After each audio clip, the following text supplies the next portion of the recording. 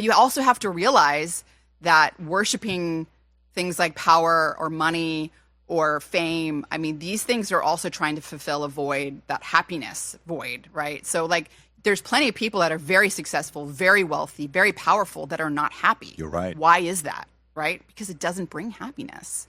It doesn't bring happiness. And I think that most of us out there that do know people like this, or we see, like, look at Hollywood actors. I mean, their marriages are constantly breaking apart, right? I mean, they're wealthy, they're famous, they have what by anyone's standards would think, oh, they have everything.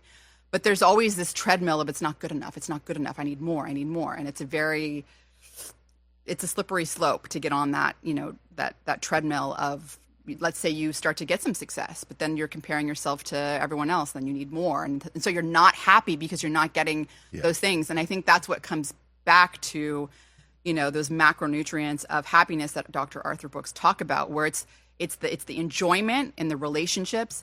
It's the sense of purpose. Like, what is it? What you have to have that sense of purpose. Are you a mother?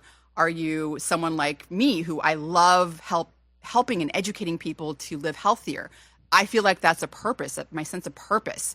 And you have to have satisfaction, right? Satisfaction of doing something, accomplishing it, whether it's a 10-minute workout in the morning, whether it's reading a book, finishing reading it, whatever it is, you have to have the satisfaction of doing that challenging thing. And all these things help you maintain happiness and have happiness. And I think that's... I love it. Yeah, in 2008, when the market crash happened, the next year in 08, 09, I don't know what the study was, there was more books. They measured what word it was. There was more books, 2,000 plus copies, I believe, where the word happy or happiness was in it, because everybody wanted to find out how to be happy. So think about this run that we have, man, I just want to be happy. And then you realize, even happiness is temporary.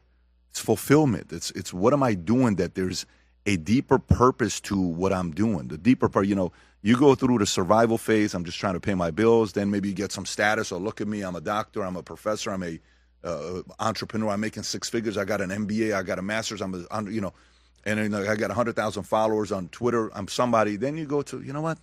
I want to be free. Then you're free. You have some money in the bank. Then you're like, now what do I want to do? And then eventually it comes back to what you're talking about, the purpose. And you feel it when somebody is in pursuit of something bigger than just money. And somehow, when you're in the pursuit of purpose, money shows up. I don't know why. Money tends to show. You know what was something that I did, and it was funny because after I talked to Dr. Brooks about this, I realized it's something that like the Tibetan monks and people like Buddhists do. I was dwelling on my mortality.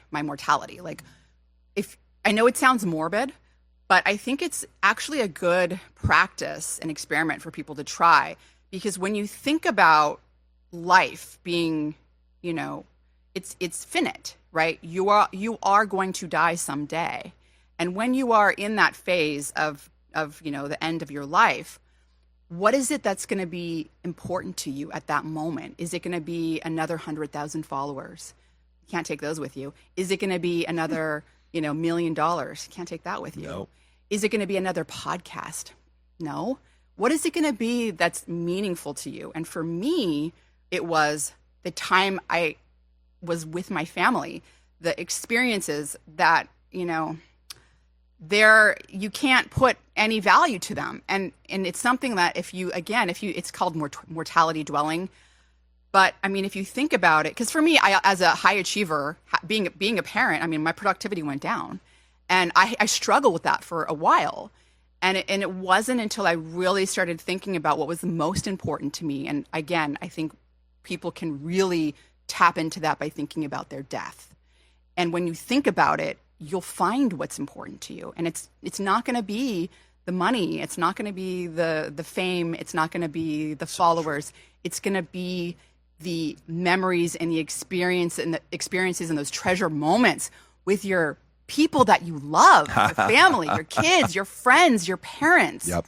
Those are the moments that are so precious. And, that also brings me back to like a lot of people, like they're searching for this higher power, right? Like there's like God or something, spiritual, right? And, for me, I was raised Catholic. So I had a baseline to go back to. And, as I got older, I kind of drifted and became a little bit too analytical. And it wasn't until I became a mother that I found God again. Why? Because the love I experienced becoming a mother and the love I had for my son, not that I didn't love my husband as much, because I definitely love my husband too, but there's something about having a child that your overwhelming sense of love, and I would go on these long runs and think about it, and think about my mortality and never seeing my son again after I die. And I think it just can't be possible. You can't experience the bonding and the closeness and the love that you do as a parent, and then it just go away. And for me, I found God again. And for other people, it might be something that's very traumatic. Sometimes you get to your lowest point, and that's how you basically can find God or whatever your spirituality is. But for me, it was becoming a mom and the love that I had for my son, and thinking that it can't just be gone. Like, it's too powerful. It's too powerful. So I'm all getting at, happiness. And I think part of that component is finding, finding your spirituality, whatever your religion is. Some people find that through meditation and eventually find God. But, I think it's all part of happiness, and people do sort of seek that out. Did that also get you closer to mom and dad? Everyone. It got me closer to everyone that I love. Everyone that I love. And it also helped me prioritize those relationships, because it's so easy for people that are high achievers to get caught up in the, productivity loop. I have to work. I have to do a podcast. I have to go give a presentation. I have to do this work and get that satisfaction of like achieving and accomplishing those things. And there's a little bit of ego there, and you have to separate that. And I realized that, no, I'm going to take time to do the family vacation. I'm going to take time to spend, a few hours with friends that I care about. I mean, you have to put in that work and that effort, but it's so rewarding. And this is the year, like, as I was doing a podcast prep for Dr. Arthur Brooks, and I've come to some of this realization on my own, but reading some of his books, like skimming some of his books and his material, everything was like, it was like this moment where it was like, this is so true. And I really need to focus on it. You need to make the effort to really be, happiness doesn't just come to you. I think a lot of people are sort of, it's like they have this misconception that happiness is something that you just experience. It just happens to you. No, it's just like a good diet. You have to like give yourself the right components. You have to work at it. It's work. Have you read Outwitting the Devil? No, I need your book list. It sounds like there's no. But the more you're talking, it's prompting books in my mind. Outwitting the Devil is a book Napoleon wrote in the late 30s, early 40s, and he said 1938. There you go, and it was set aside, and then eventually it came out. I read this book at a P.F. Chang's in Woodland Hills, California, and I sat there. My sister recommended it. I'm like, oh my God, what a powerful book! How so many different institutions when we're kids use the concept of fear to scare the crap out of us. And we're raised in such a confined, no, I can't do it, no, I can't. And then you finally realize, no, that's a business model. And you have to kind of let it go. Anyways, I just think you would enjoy this book as well.